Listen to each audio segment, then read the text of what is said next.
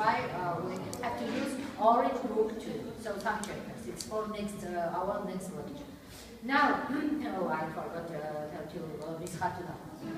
Next week, you have no colloquium because of it's a very difficult chapter, and it needs at least 2 weeks for understanding everything. And if you have some questions, so Ms. Fatuna and I explain once again here and in the class everything. So sorry. So let's start. Now, analyte anions. What is this? In keto tautomerization, it's a process in which keto compounds or carbon compounds converted into enol tautomers or enol isomers. Please remember that keto enol forms are not resonance structures of one compound. They are isomers of each other. They are constitutional isomers of each other. Because of here, you have different connection of atoms, and that's why we call that they are constitutional isomers. Now, how we can? No, I told you. Be at time. Now, when we discuss about keto-enol tautomerization, remember please that here very important condition is that all aldehydes and all ketones which form these enol and ketone forms, they have to have alpha H atoms. Now, what means alpha H atom? For example, if you have like this aldehyde or ketone, or if you have this structure, CH3, C, CH3, CH3, COH. All of them are carbonic compounds because of in all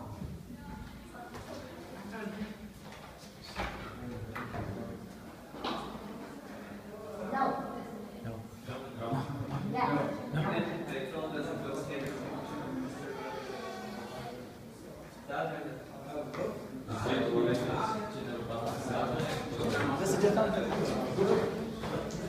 Now listen to me.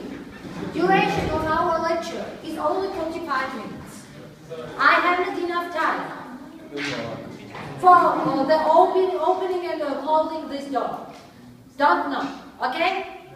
In opposite case, I give minus marks in quizzes and colloquiums. If you are late, go on. That's all. The same rules are in the class. You know where your lesson starts, when your lecture starts. Be at time. Now, if we discuss about these molecules, in all these molecules, as you see, you have carbonyl groups, so they are 2 aldehydes and 1 ketone. It doesn't matter which one you have. Now let's discuss what means alpha H.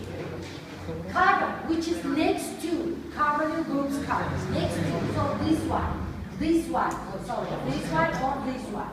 This one, all these carbons are alpha carbons. So this is alpha position, this is beta position, this is alpha position, this is alpha position, this is beta position, and so on. Alpha position, beta position. Now look, you can discuss about keto-enol tautomerization only in case if you have H atom with alpha carbon. Now look, here you have an alpha carbon. So these aldehyde can't form enol tautomer or enol isomer. Only these 2 molecules can form this enol form and enol isomer. Why? Because of both of them have alpha H atom. Now let's discuss how these molecules can form another isomer of carbonyl compound.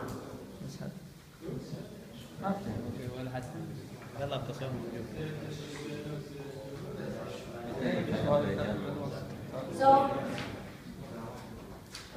look.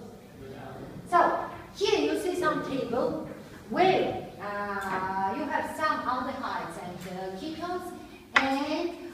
their keto-eno equilibriums constant. Now look, this process, now I write directly for certain compound, for example for acetaldehyde or ethanol, CH3COH. So it can lead into tautomer forms because of here you have alpha H atom. This is keto tautomer, and second one is eno tautomer, where you have double bond between carbon, which is near bond to these carbonyl groups carbon. Here you have OH group, and here you have once again this H group. So imagine that this H flows here, but really it's not a real situation, and this is not mechanism of this reaction. Yes, really you have absolutely another picture, absolutely, and another mechanism. Now, this is keto form, this is eno form. Because of you see here that this reaction is equilibrium reaction. So you can draw, you can write for this one equilibrium constant case ratio where eno forms concentration is up and keto forms concentration is down. If you look here, you see K value for aldehydes or for ketones where you have only one carbonyl group is 2 multiplied on 10 minus 5 degree minus 6 degree. So you have very small value. What it means? It means that keto form is favorable than eno form. Really, most aldehydes and ketones are in this keto form. For them, the keto form is more favorable than eno form. But if you discuss about dicarbonyl compounds or 1,3-dicarbonyl compounds, it means that you have 2 carbonyl groups. You see here 2 carbonyl groups, and between them you have CH2 groups. So these H atoms are alpha H atoms, and I explained why. So here K equilibriums constant has high value 0.85, 0.25, 11.5. So in persons, you see 90 to 66. So it's in different solvents or in liquid state of these compounds. So you have high value of this K equilibrium. What it means? It means that eno form is more favorable in this case than keto form. Now let's discuss about this and why this fact you have in case of 1,3-dicarbonyl compound. Now, what is this? Once again, if you have dicarbonyl compounds, of course, formation of eno form is possible. But if you consider acetyl molecule, so like this, zigzag formula. Do you remember zigzag formulas? CH3, CO, CH2, CO, CH3. So here you have these H atoms, alpha H atoms. Now how eno form is formed from this keto form, keto tautomer. Now look, if this H atom, if directly I write here, so second form looks like this. Look, here you have double bond, here you have all H, here once again you have double bond. Now look at this carefully. Here you have eno form, and in this eno form you have conjugated system. Do you remember what means conjugated system? When you have only one single bond between 2 double bonds and electrons distribution along whole orbital is, or whole molecule is possible. So here, this eno form is more stable. Why? Because of here you have this conjugated system. This is one reason. And second one is that, as you see here, you have agents. Here you have carbonyl group. Formation of hydrogen bond is possible between this H atom and this oxygen. Finally, you get like this cyclic form. You see? That's why this 1,3-dicarbonyl compounds enol form is more favorable than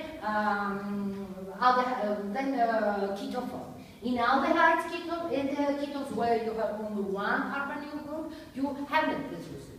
So yes, these enolate forms are possible, but more favorable form is keto form. Here you have absolutely another situation and another picture. Now, how this, which conditions are we can use for formation from keto form, enol form, and indirectly direction from enol form to keto form. Two versions are possible. First version, of course, you need here catalyst, acid catalyzed process and base catalyzed process. Now let's discuss about this. First of all, here you have picture of acid catalyzed tautomers. Once again, remember please, tautomers are isomers, constitutional isomers of each other. They are not resonance structures. That's why here you see two arrows. Not like this. This means that you have one compound but three resonance structures or two resonance structures. Now, let's look at this slide. As you see, if you have acid catalyzed reaction, yeah, so we have H1 plus proton which protonates carbonyl groups oxygen. So this one. After that, this is first step. After that, you get conjugated system after protonation of oxygen of this ketone or aldehyde. You have the same situation in both cases. Now, next step is slow step, is action of solvent molecule, and this is very important. Do you remember this when I discussed how you can write the structure of enol form? Don't look at this, that this H goes here. No, really, you have this mechanism. So first step is protonation of oxygen. Second step, it's slow step. Removing one H alpha H atom from this carbon, and this is slow step. And this molecule is molecule of solvent. So by water molecule, you remove this alpha H acidic H atom, and after that, these two electrons flow here. These two electrons flow here, and finally you get double bond here, and OH here. So solvent has very important role in this process. Only solvent can remove this H1 proton. And this is not migration of this H atom directly from this alpha carbon to this carbonyl groups oxygen. Now, questions? No? Okay. Now, base catalyzed process. In this case, you have another situation. Base catalyzed process, so you need always 1 minus, so S base. Now, first step is slow step. It's extraction of H proton. It's once again acidic alpha H proton from this alpha carbon. So base catalyzed this process. This is slow process. Second one, as you see, you get enolate anion. Now, what's the difference between acid catalyzed and base catalyzed? In acid catalyzed, you get protonated molecule, substrate, and after that, finally you get enol. In base catalyzed process, what is this? Yeah, you get enolate anion. Minus. Enolate anion with minus charge. And this anion is very important. Now, here you have two versions of this enolate anion. So, two resonance structures. Here you have minus charge on the oxygen atom. Here you have minus charge on the carbon. Do you understand how? So if it's final. Okay, I draw directly here how you can write this word.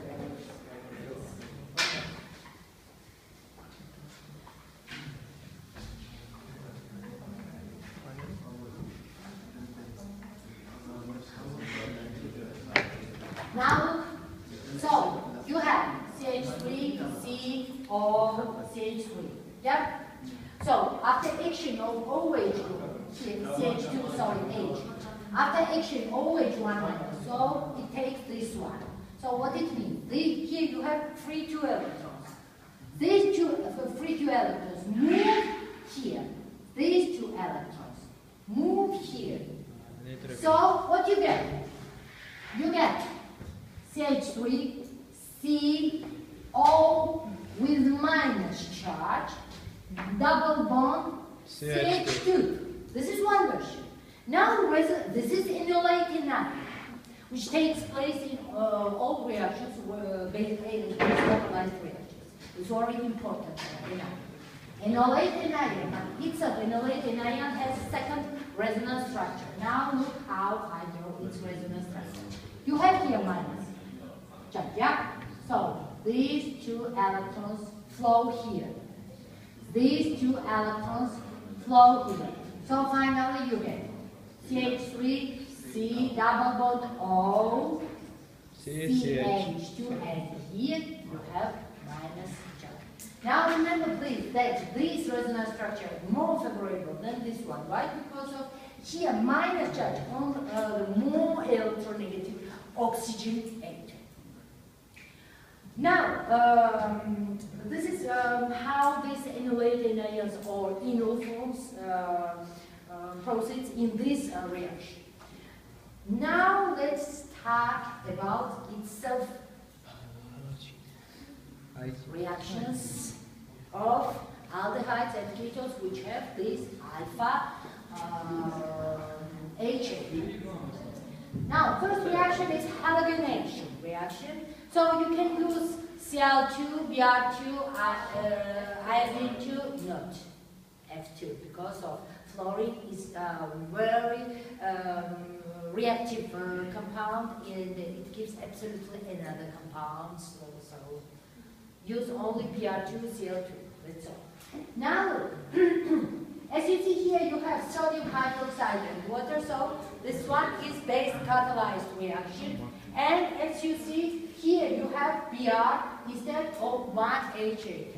Of course, this one is without mechanism of this reaction. Once again, if you need high marks of the midterm, you need all these mechanisms, of course.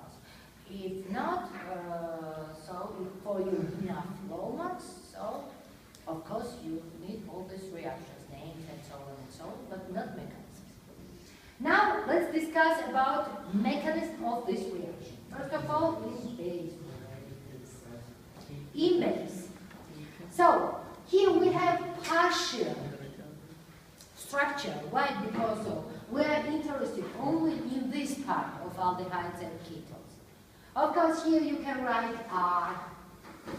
Here you can write R, but in any case you need carbon which has alpha acidic H atom.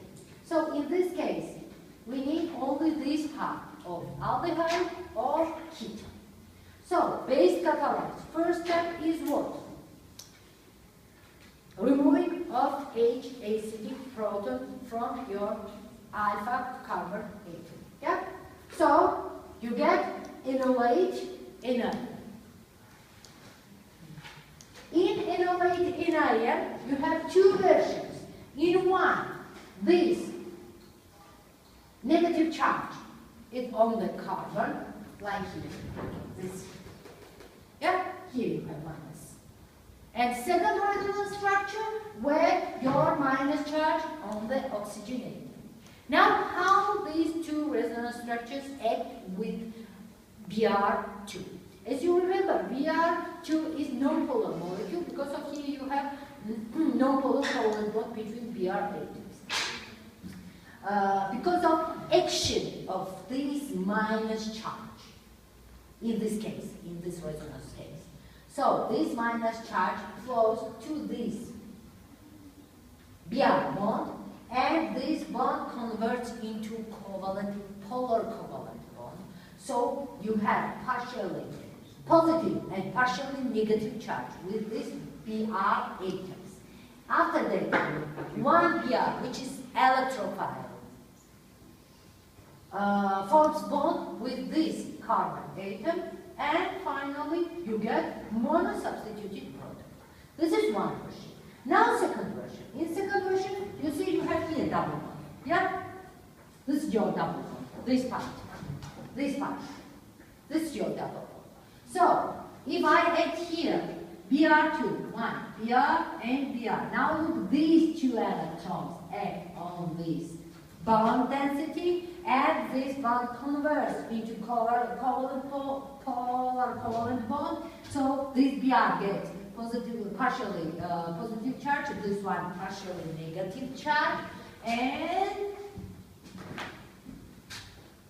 finally, once again, you get this product, mono-substituted product of carbonyl compound. Now, if we discuss about rate of this reaction, where is your slow step? This is your slow step, yeah? Formation of enolate anion from your aldehyde or ketone. So, Br's concentration doesn't take place in change of rate of this reaction. Only OH concentration and aldehydes or ketones concentration can change your reaction rate. This is in base. Questions? Is everything clear for you? Really?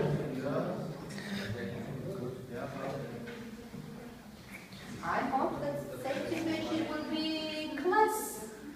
Okay, now the same reaction, but acid catalyzed reaction. Acid catalyzed bromination. Once again, remember, enolate anion forms in base catalyzed reaction. In acid catalyzed reaction, you have protonated carbonyl compound substrate. Now look, H1 plus protonates carbonyl groups oxygen. So you get this one. That slow step is what?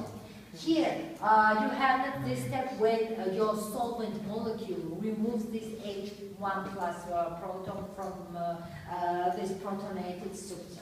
So really, it's a role of this solvent in base catalyzed, acid catalyzed in any case. Solvents form. After action of solvent, you get enolate anion or itself enol. So here you get enol, as you see. Look. Okay, I write direct reaction.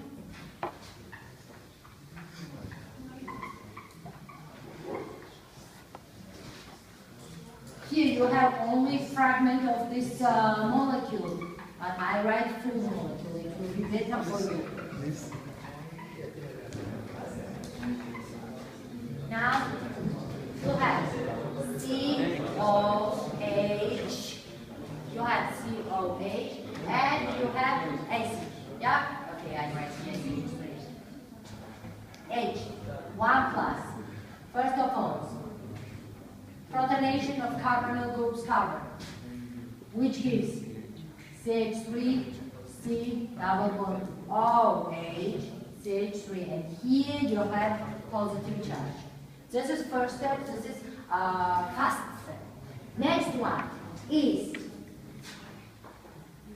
here you have one H atom, S acidic H atom. I write like this. These two electrons go here. So, these two electrons go here. So, you haven't anymore here double bond and here positive charge. What you have? You have enol. You have enol, not enolate anion. Enol itself. So CH3, C double, C double OH, and here you have double bond CH2. After that, this double bond acts on the bromine molecule, and finally, look, these two electrons flow here, and finally you get product of this molecule. OH C. لا لا بس ان هذه الجزيئات تنقد.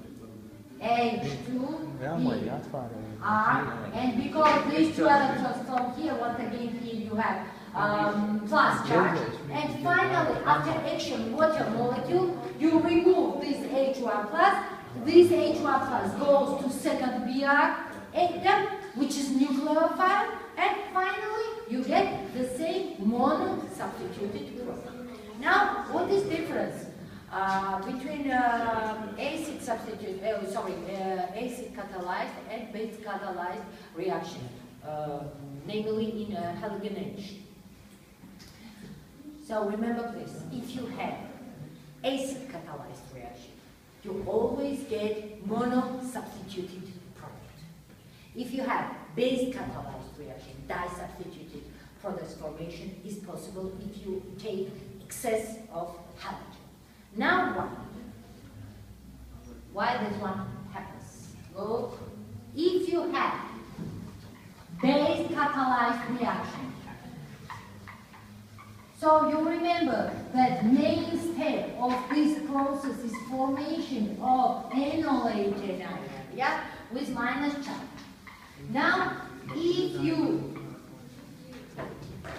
have product or monosubstituted product of this reaction, for example, CH3C, sorry, ladies.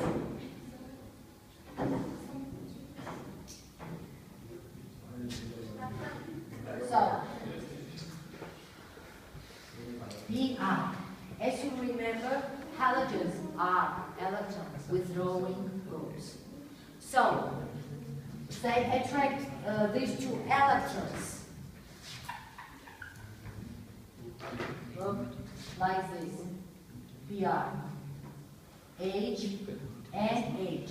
And by action, these Br atoms, these H atoms get more and more acidity. So they activated this enolated anion. That's why in case of base catalyzed process, you can get di-substituted product.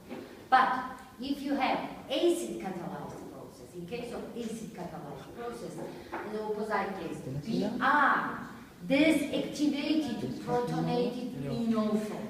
So that's why if you want mono substituted product, you have to use acid catalyzed process. If you want di-substituted, you have to use base catalyzed process. Now, second reaction of enolated ions is alkylation reaction. Now look carefully. Alkylation reaction, and we start alkylation from 1,3 dicarbonyl compounds. Why? Because of here it's very important condition of this reaction. Once again, for alkylation you have to use base catalyzed process, and if you have dicarbonyl compounds which are itself, form itself very stable enolate anion. Why? Because of here 3 resonance structures of enolate anions are possible. So more resonance structures, so more stability. That's why here potassium carbonate as base is enough for formation your product. And here as solvent you see acetone. Why? Because of enolate anion is more reactive than itself acetone, where you have only one carbonyl group. Now, why enolate anion, which is formed from this one, is more stable than enolate anion, which forms from this one? 3 resonance structures are possible. Look, this is one.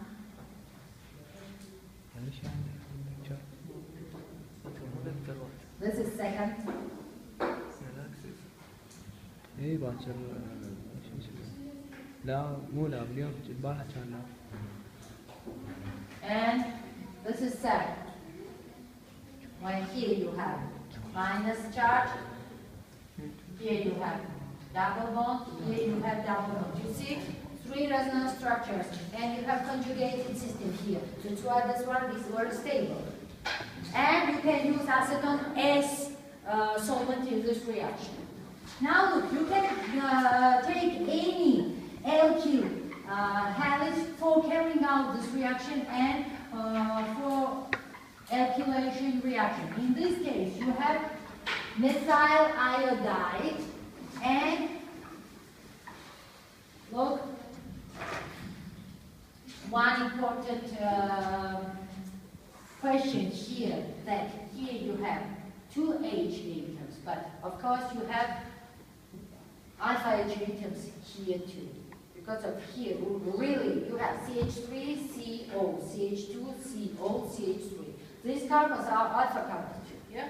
So if they have H atoms, so they also can take place in this alkylation reaction. But because of these two H atoms between two carbonyl groups, two polar carbonyl groups, and because of by involving this H atom, you get enolate anion which has 3 resonance structures. That's why these H atoms are more acidic, and they take place in this reaction, in alkylation reaction. That's why in the product, as you see, your methyl group is here. You see?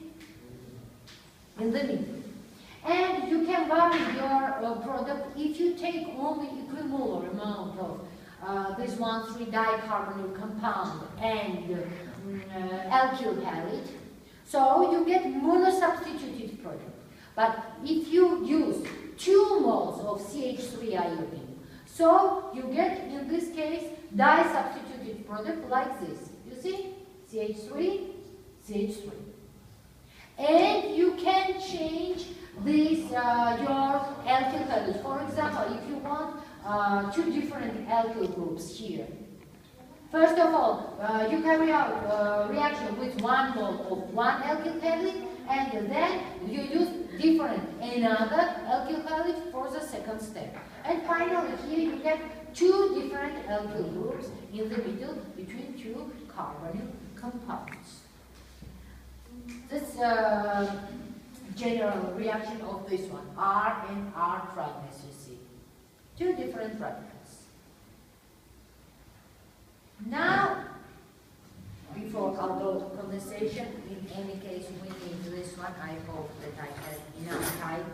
So, if we discuss about alkylation of normal ketones and aldehydes, in this case, you need a more strong base. Why? Because of removing of this H atom and this alpha H atom is more difficult than in case of dicarbonyl compounds. Now, what you can use? You can use sodium hydride, or you can use sodium amide. In both cases, you get very strong nucleophiles which take this alpha H protein from the molecule, and finally you get enolated ion. Now look, CH3COH. Yeah? If I use sodium hydride, which itself is ionic compound and which gives H1 minus nucleophile, or if I take sodium amide, which itself is ionic compound and also gives NH2 amide minus nucleophile. They are very strong nucleophiles. So they attack this H and you get enolate anion, CH2 double bond C, O, H, N, H, and here, without H.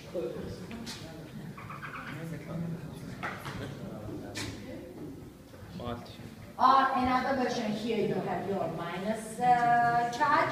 So this enolate I can't differently explain with you. So you get 2 enolate anion resonance structures, but in any case, you take this alpha H atom. You need very strong base in this case. Now, why these 2 reactants are very useful? First of all, they are very strong nucleophiles. And after reaction, after removing this H atom, H1 minus converts into hydrogen, and NH2 converts into ammonia. Itself, these two products are very weak conjugated bases, so they can't give this H atom to this innovating ion. And the process is irreversible, so it shifts on the right side, and finally you get your product. Another very useful strong base is lithium diisopropyl amide, or LDA, which looks like this.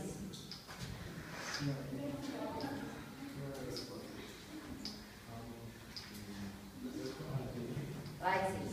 CH3, CH, CH3, CH3, CH, CH3. This one has minus charge, and lithium with it has plus charge. This is a very strong base, and this very useful base. Now what? For example, if you have chemical reaction where your aldehyde has two versions of alpha H atom. For example, if you have like this,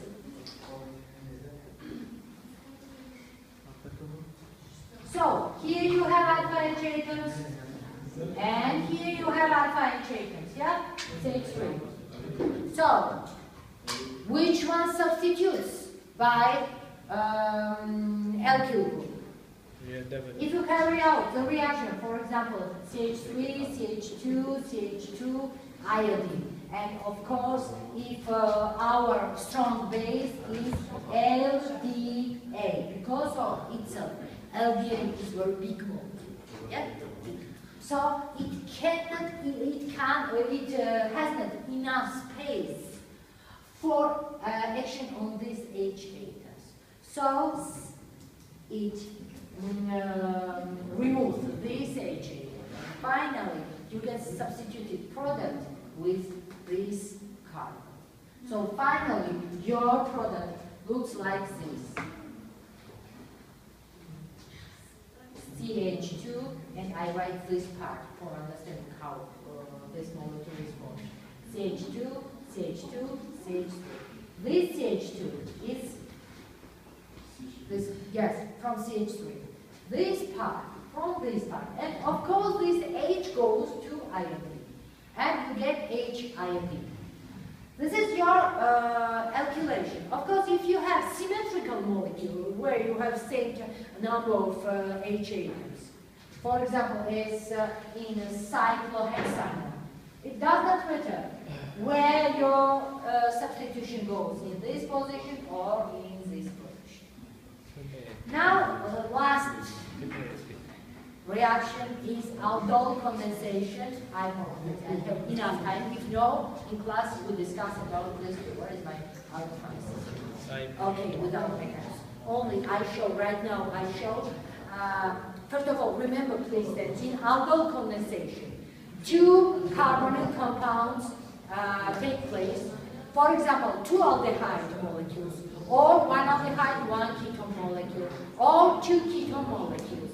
And one acts as nucleophile, second one acts as electrophile. So from one enolate anion is formed. That's why for this reaction you need basic condition, basic catalyzed reaction. Now look, right now I write on the board how you can draw product structure, but this one is not mechanism for this. I explained in class, and Miss Hatuna asked her to explain this one again. But I hope you understand this what you from book.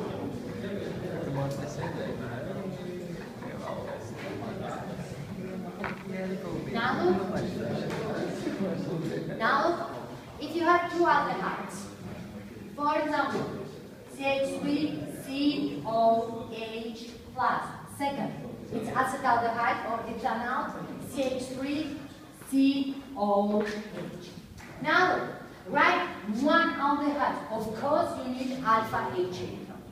Of course, at least one aldehyde has to have this HA. Now, for example, if this HA is our acidic HA, right now I show you ways how you can draw the product of this reaction, not mechanism. Okay, now look, this HA goes here, and this part, everything goes here. So finally, you get product which we call aldol. COH, H, CH2, COH. This is your aldol. Aldol because aldehyde group, it's two things, al and O, because of here you have O is group 2. So they have the name aldol. Okay, thank you.